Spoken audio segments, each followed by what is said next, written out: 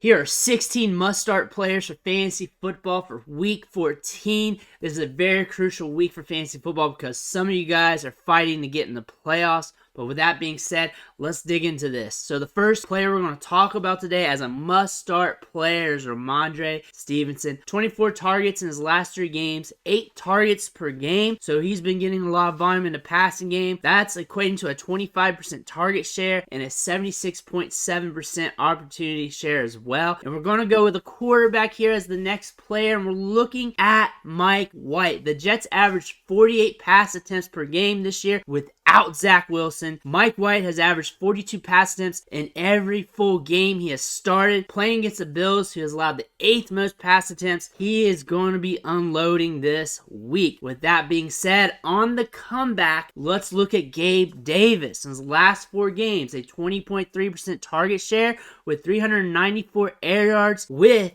a 92.3 route participation rate, which is averaging to 12.6 fantasy points per game. With this recent workload, he's a guy you got to think about starting. Another player you want to look at in this game is Garrett Wilson. He's averaging, without Zach Wilson, 11.4 targets per game, which is equating to 20.4 PPR fantasy points per game on 94.2 yards per game. Without Zach Wilson, Garrett Wilson is averaging 11.4 targets per game and 94.2 yards per game. This is equating to 20.4 PPR fantasy points. So let's keep Zach Wilson away from him because when he was with him, he was averaging 8.4 fantasy points per game. Moving on to the New York region here. Another player we got to look at here is Darius Slayton from the Giants. As a starter, he's been averaging 6.3 targets per game, 12.4 PPR fantasy points per game, 7th among wide receivers in efficiency,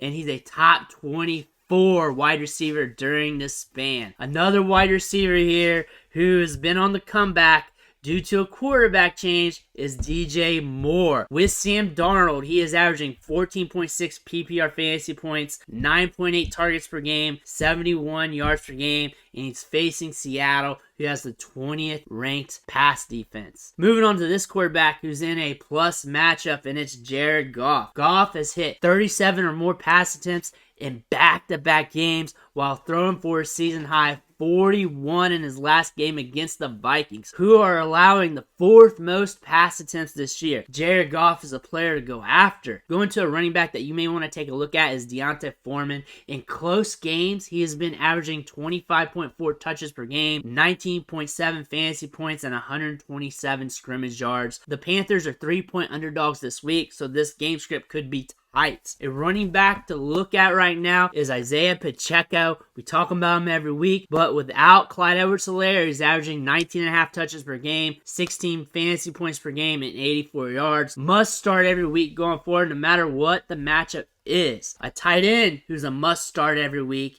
and is in a good matchup is TJ Hockenson. Averages with the Vikings is 8 targets per game, 6 catches per game, 11.7 PPR fantasy points per game. No secret here. Against the Lions, 29th ranked secondary, you're starting TJ Hockenson. Moving forward in this contest, another player you're definitely starting is Amon-Ra St. Brown. When healthy, he's averaging 10.3 targets per game, 21.8 fantasy points per game. He's getting consistent volume, consistent production, and is a guy that you have to start. Another wide receiver who has been getting a lot of volume almost to the same level as Chris Godwin. And since week 6, he's been averaging 11.4 targets per game and 16.2 PPR fantasy points per game.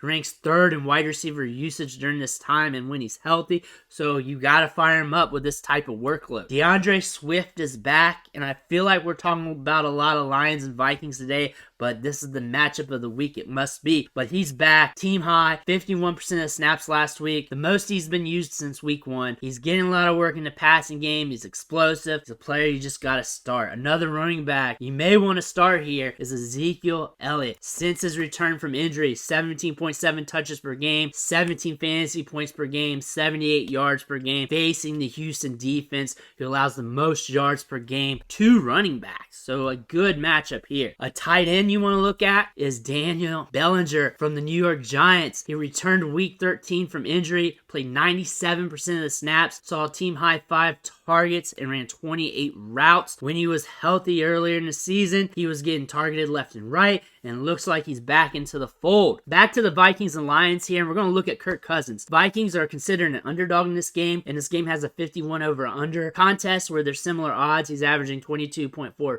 PPR fantasy points per game, 285 yards, and he's facing the Lions. This is going to be a fun game to watch. A lot of fireworks, and this is the one I'm probably going to watch the most this weekend. But let me know what you think in the comments below. Who you starting this week? Drop it like it's hot in there. Make sure you hit that subscribe button on the way out. It's only going to help you going forward. Must start players, sneaky start players, waiver wire pickups, dynasty, NFL draft, and everything else. I want to thank you for watching. I'll catch you on the next video.